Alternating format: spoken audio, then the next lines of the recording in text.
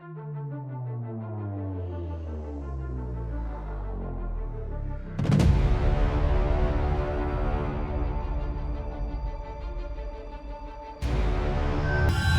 कहानियां सिर्फ सफलता की नहीं होती, बल्कि संघर्ष, दर्द, हिम्मत और खुद को बार बार साबित करने की होती है। यह कहानी है उस अभिनेत्री की जिसने अपनी खूबसूरती से लोगों को मोहित किया, अपने अदाकारी से आलोचकों को खामोश किया और अपने रहस्यमयी व्यक्तित्व से पूरी दुनिया को हमेशा उत्सुक बनाए रखा। एक ऐसी लड़की जिसने मुश्किल हालात में आंखें खोली, लेकिन अपने हौसलों के दम पर भारतीय सिनेमा की सबसे चमकदार सितारों में अपनी जगह बना ली।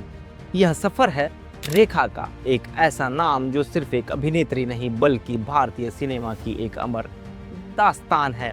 आइए जानते हैं उस जिंदगी की कहानी जिसके हर अध्याय में संघर्ष है, सफलता है, प्यार है, तन्हाई है और एक ऐसी शख्सियत की चमक है जो आज भी करोड़ों दिलों पर राज करती है। नमस्ते, मेरा नाम अभिमन्यु है। आप देख रहे हैं मसले बॉलीवुड के, जिसमें हम आपको सुनाते हैं कहानी यादगार किरदार को निभा चुके दिग्गज एक्टर और एक्ट्रेस की। इस एपिसोड में कहानी अमीरन के जरिए दुनिया में अपने अभिनय के झंडे गाड़ने वाली अभिनेत्री भानुरेखा गणेशन की, जिसे हम फिल्म इंडस्ट्री में रेखा के नाम से भी जानते हैं। हर चमकते सितारे की कहानी रोशनी से नहीं बल्कि अंधेरों से शुरू होती है। रेखा की जिंदगी भी कुछ ऐसी ही थी। 10 अक्टूबर 1954 को चेन्नई में जन्मी इस नन्ही बच्ची का नाम रखा गया भानुरेखा गणेशन। जन्म से हुआ एक ऐसे परिवार का हिस्सा थी जहां शोहरत तो थी, लेकिन अपनेपन की गर्माहट हमेशा अधूरी रही। उनके पिता दक्षिण भारतीय फिल्मों के मशहूर अभिनेता रहे, लेकिन रेखा को वह बचपन कभी नहीं मिला जिसमें पिता की उंगली पकड़कर चलने का सुख हो। माँ ने अकेले ही उन्हें पाला और कम उम्र में ही रेखा ने समझ लिया कि जिंदगी हर किसी को बराबर मौके नहीं देती। बचपन की उम्र जहाँ दूसरे बच्चे खिलौनों और सपने में खोए रहते हैं, वहीं रेखा जिम्मेदारियों और हालात से लड़ना सीख रही थी। आर्थिक परेशानियां धीरे धीरे परिवार पर भारी पड़ने लगी। स्कूल की किताबों से ज्यादा जरूरी हो गया था घर चलाना। यही वजह थी कि बहुत छोटी उम्र में उन्हें कैमरे के सामने खड़ा होना पड़ा। शायद उस समय किसी ने नहीं सोचा होगा कि कैमरे के सामने खड़ी वह संकोची सी बच्ची एक दिन भारतीय सिनेमा की सबसे रहस्यमयी और सबसे सम्मानित अभिनेत्रियों में गिनी जाएंगी। लेकिन किस्मत भी उन्हीं का साथ देती है जो हार मानना नहीं जानते। रेखा ने भी ठान लिया था कि अगर जिंदगी ने उनसे उनका बचपन छीन लिया है तो वह अपनी पहचान खुद बनाकर ही रहेंगी। यहीं से शुरू हुआ एक ऐसा सफर जहां हर कदम पर मुश्किलें थी, हर मोड़ पर चुनौतियां, लेकिन मंजिल इतिहास बनने वाली थी। जिंदगी के शुरुआती सालों में रेखा ने ऐसे अनुभव देखे जिन्होंने उनके व्यक्तित्व को गहराई से बदल दिया। पिता का साथ ना मिलना, कम उम्र में काम की जिम्मेदारी और फिल्म इंडस्ट्री में लगातार होने वाली आलोचनाएं, इन सब ने उन्हें लोगों पर आसानी से भरोसा करना नहीं सिखाया। समय के साथ रेखा ने अपनी जिंदगी को दुनिया की नजरों से दूर रखना शुरू कर दिया। लोग उन्हें रहस्यमयी कहने लगे, लेकिन शायद यह रहस्य नहीं बल्कि उन जख्मों की एक दीवार थी जो उन्होंने अपने चारों ओर खड़ी कर ली थी। उन्होंने अक्सर अपनी भावनाओं को सार्वजनिक रूप से व्यक्त करने के बजाय अपने काम को ही अपनी पहचान बनने दिया। कई लोगों ने उनकी खामोशी को घमंड समझा तो कई ने उसे अकेलेपन का नाम दिया, लेकिन सच इतना ही है कि रेखा ने अपने संघर्षों के बाद अपनी दुनिया बहुत ही सीमित कर ली। यह कहना सही नहीं होगा कि वह लोगों से नफरत करती थी, बल्कि ऐसा लगता है कि उन्होंने अपने अनुभवों के कारण लोगों पर भरोसा करने में बहुत ही सावधानी बरतनी शुरू कर दी। फिर आया साल 1970 का दशक। हिंदी सिनेमा अपने स्वर्णिम दौर में था। इसी दौरान रेखा और अमिताभ बच्चन पहली बार एक दूसरे के साथ फिल्मों में नजर आए। धीरे धीरे उनकी ऑन स्क्रीन केमिस्ट्री दर्शकों की सबसे पसंदीदा जोड़ियों में से एक बन गई। दोनों ने कई सफल फिल्मों में एक साथ काम किया और हर नई फिल्मों के साथ उनके रिश्ते को लेकर चर्चाएं भी तेज होती चली गई। मीडिया में तरह तरह की खबरें छपने लगी। मैगजीनों ने उनके रिश्ते पर कई कहानियां प्रकाशित की, लेकिन न रेखा ने और न ही अमिताभ बच्चन ने कभी सार्वजनिक रूप से इन खबरों की पुष्टि की।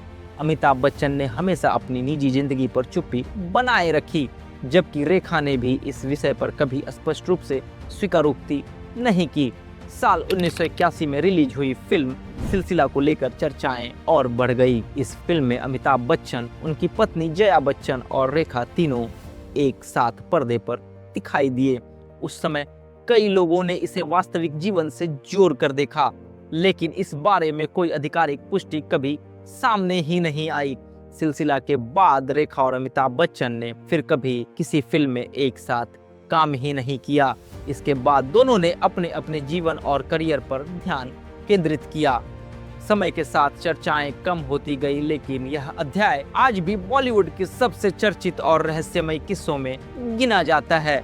इस कहानी की सबसे महत्वपूर्ण बात यही है कि अफवाहें और चर्चाएं अपनी जगह रही, लेकिन दोनों कलाकारों ने कभी भी सार्वजनिक रूप से अपने रिश्ते को स्वीकार या विस्तार से बयान ही नहीं किया।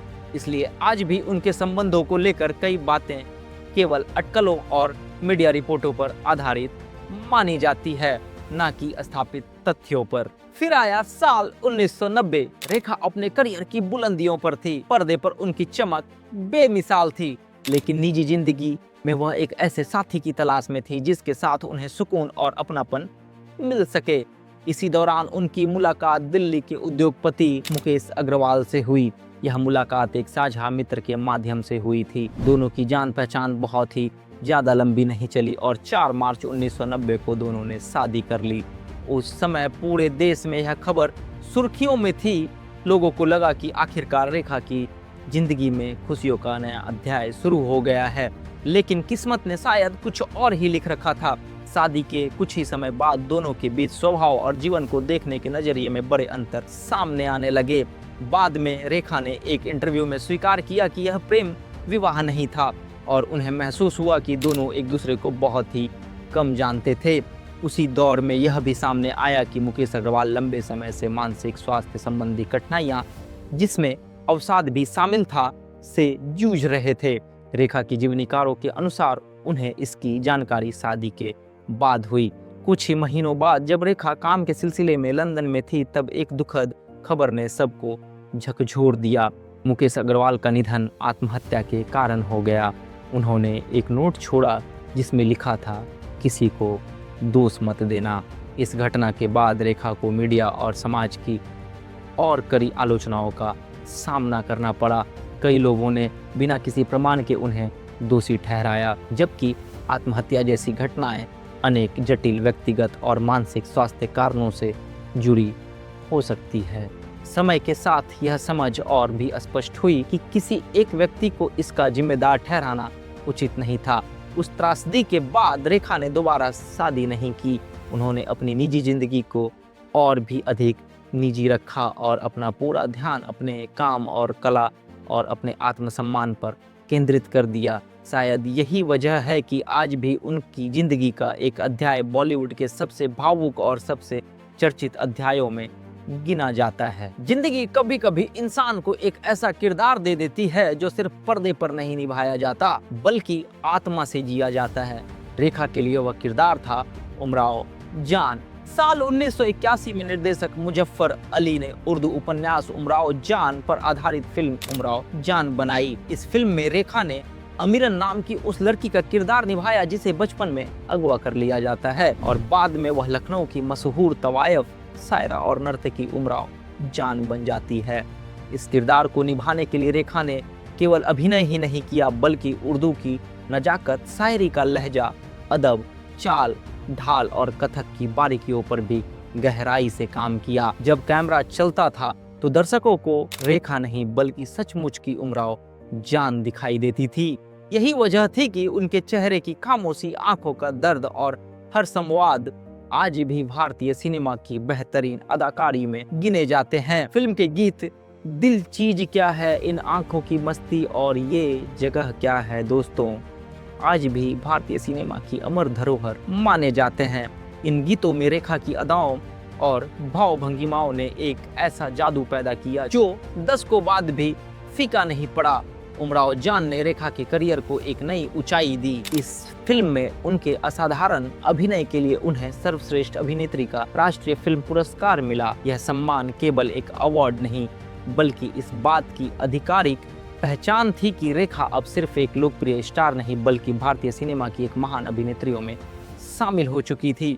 कई समीक्षक मानते हैं कि उमराव जान रेखा के करियर का वह मुकाम है जहां उनकी निजी संवेदनाएं और उनकी कला का एक साथ पर्दे पर दिखाई देना।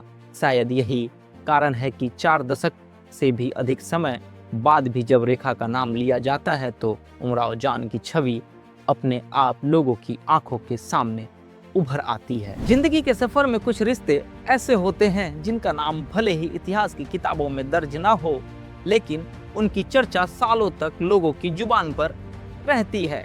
रेखा और विनोद मेहरा का रिश्ता भी कुछ ऐसा ही था। 1970 के दशक में दोनों ने कई फिल्मों में साथ काम किया।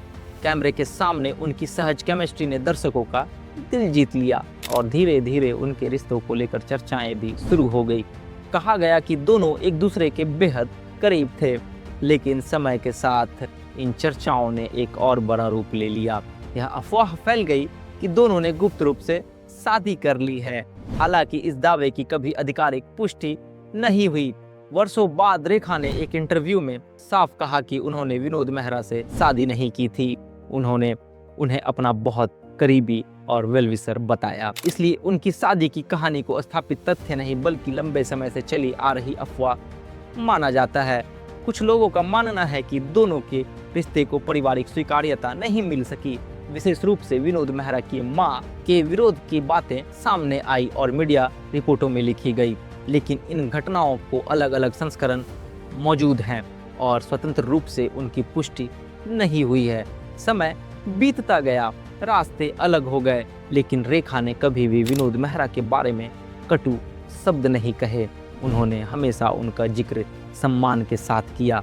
शायद कुछ रिश्ते मंजिल तक नहीं पहुंचते, लेकिन यादों में हमेशा जिंदा रहते हैं। रेखा की कहानी सिर्फ एक अभिनेत्री की कहानी नहीं है, यह उस औरत की कहानी है जिसने जिंदगी के हर इम्तिहान को मुस्कुराकर स्वीकार किया। बचपन का अकेलापन, रिश्तों की उलझनें, प्यार की अधूरी दास्तां, आलोचनाएं, अफवाहें और निजी दर्द, इन सब के बावजूद उन्होंने कभी अपने आत्मसम्मान को टूटने नहीं दिया। आज भी जब रेखा किसी मंच पर मुस्कुराती हुई दिखाई देती हैं तो लोग सिर्फ उनकी खूबसूरती नहीं देखते, वे उस सफर की झलक देखते हैं जो संघर्षों की आग से गुजरकर और भी निखर गया।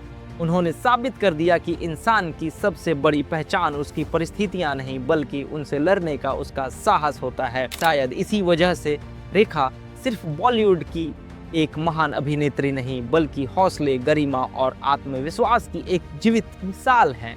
उनकी जिंदगी हमें यह सिखाती है कि हर अधूरी कहानी हार नहीं होती और हर खामोशी के पीछे एक ऐसी दास्तां छिपी होती है जो दुनिया को प्रेरित कर सकती है। यही है रेखा की कहानी, एक ऐसी कहानी जो समय के साथ पुरानी नहीं हुई बल्कि हर बीतते साल के साथ और भी अमर होती चली गई। नमस्कार, यह एपिसोड रिकॉर्ड किया है मेरे कैमरे ने। मेरा नाम अभिमन्यु है। आप देखते रहिए मसले बॉलीवुड के। शुक्रिया।